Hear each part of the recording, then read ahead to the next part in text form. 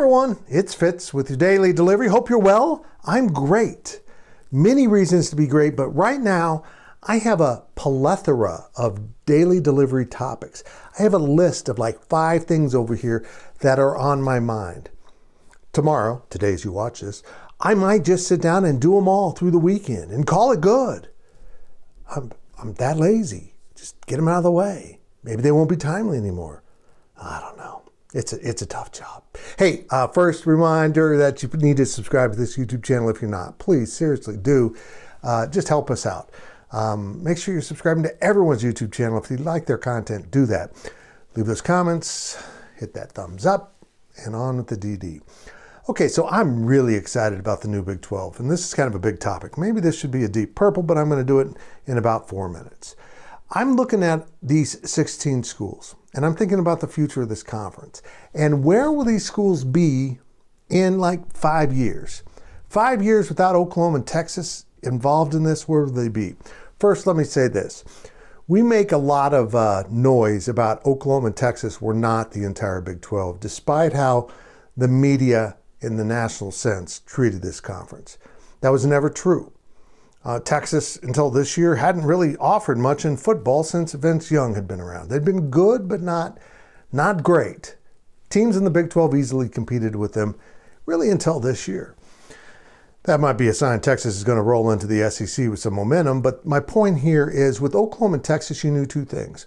You knew with Oklahoma, you had a pace setter. You had a program for most of the Big 12, at least as it advanced, and you ended up with Bob Stoops, and then you moved on. They were the ones you chased. That was the pace you had to keep up with if you wanted to be a Big 12 team. And Texas set the tone for recruiting. These are the type of players Texas is getting. Can you get anywhere near that? Because it could get difficult. Man, not as difficult as saying it. Now they're gone. Will this conference see programs erode a little bit because they don't have to get that same level of talent maybe to win this conference? I don't think that's necessarily true, but it's a concern. Now let me mention my 3 programs, football programs in the new 12. I think within 5 years, but certainly within 10 years, could be scary, could be just so much better than what they are now as a program. I'm not talking about teams. Program, embedded quality, high standards.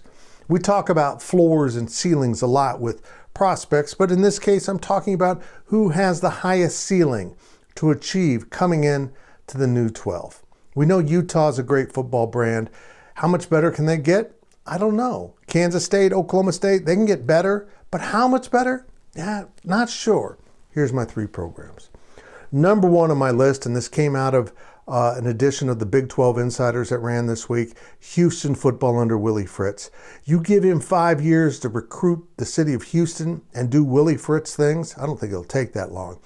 Houston could get very good very quickly as long as their fan base and the Houston populace cashes in and says, we're following this. We're doing it. We're here, have our money for NIL. That happens, scary good. Next one, I think UCF is an absolute sleeping giant. It is in the heart of a great recruiting area. It doesn't have to compete with many other Big 12 programs in that area. Yeah, everyone goes to Florida to recruit, but they really do it. UCF has an opportunity with that young fan base to grow into something. And the program, and you probably know where I'm going, that has been good and known and has a national championship in its history. But now that it's a member of the Big 12, BYU in 5 years could be recognized on the same level as a Texas or Oklahoma because of the quality of recruiting, the fan base, the worldwide following. It could be enormous for the Big 12. Those are my 3 brands with the biggest upside coming into the new 12. That doesn't mean I think they're going to be the only good brands. I think K-State, Utah, Oklahoma State, Iowa State, a lot of the existing schools that have been pretty good in football will be right there. But boy, those 3, they've got a high ceiling. And if they make it happen, watch out.